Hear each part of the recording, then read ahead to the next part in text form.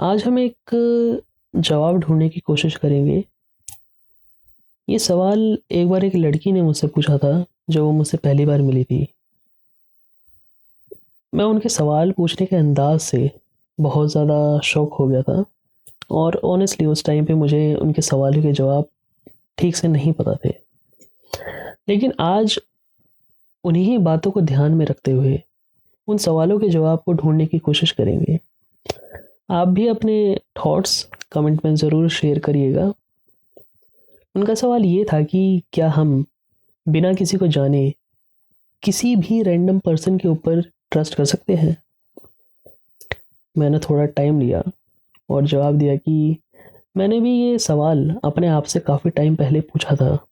तब मैंने जवाब ढूँढने के चक्कर में कई सारे आर्टिकल्स वगैरह पढ़ लिए और कई सारी चीज़ें भी सर्च कर ली थी ऑनलाइन में, पर लेकिन मुझे कुछ ऐसा सटीक आंसर नहीं मिला। वैसे ये बात बिल्कुल सच है और आप भी ये मानोगे, जब भी हम ऐसे सवालों का जवाब ऑनलाइन ढूँढने की कोशिश करते हैं, तो हमें हमेशा थ्योरेटिकल या फिर इम्प्रैक्टिकल आंसर मिलते हैं जो रियल लाइफ में अप्लाई हरगिज़ नहीं हो पाते। मैंने उनसे आगे ये कहा कि ये दुनिया ट्रस्ट के बिना नहीं चल सकती। अगर मैं कहीं बैठा हूँ, मान लो किसी क्लास में, पब्लिक ट्रांसपोर्ट में या बस सड़क पर यूं ही चल रहा हूँ बिना किसी से डरे, इसका मतलब ये है कि पीछे वाले इंसान के ऊपर मैं ट्रस्ट कर रहा हूँ कि वो किसी भी तरह से चोट या फिर हार्म नहीं करेगा।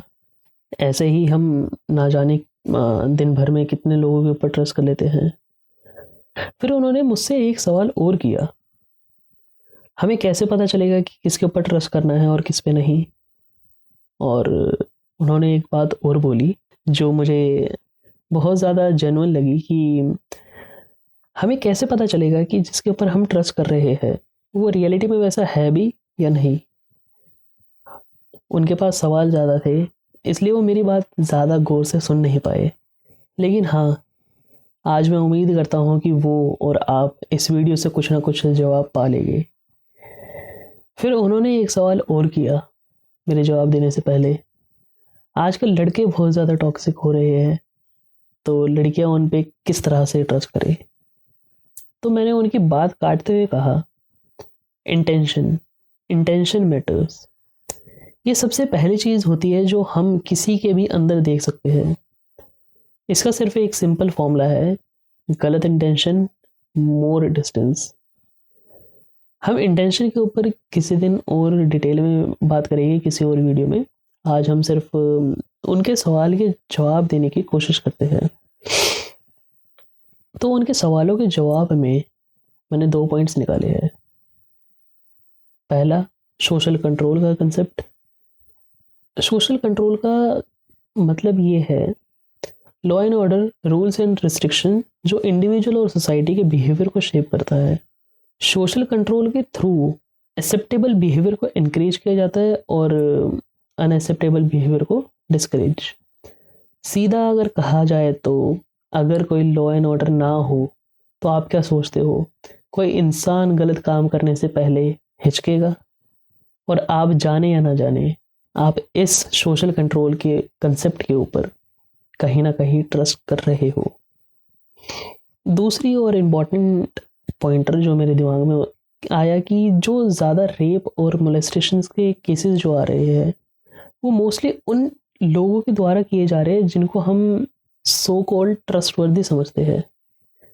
हम किसी के दिमाग में क्या चल रहा है वो कभी भी नहीं जान सकते, चाहे हम उनके साथ कितना भी वक्त गुजार ले, हम उनको कभी भी नहीं जान सकते सही से। अब उनका पहला सवाल, हम कैसे जानेंगे कि किसके ऊपर ट्रस्ट करना है और किस पे नहीं? तो इसका जवाब जो है वो बहुत ज़्यादा सिंपल है। उनके इंटेंशन को समझकर, उनके माइंड वर्क और बिहेवियर के लिंक को समझकर, जो वो कह रहे हैं क्या वो उनकी पर्सनैलिटी और बिहेवियर से मैच करता भी है या नहीं, और आखिर में ये देखकर कि वो चीज़ों को कितना वैल्यू करते हैं, क्योंकि ये दिखाता है कि वो इंसान किसी चीज़ को कितना एक्सेप्ट और रिस्पेक्ट करता है। तो आखिर में चलते चलते, क्या आपने कभी किसी इंसान पर ब्लाइंड ट्रस्ट किया है?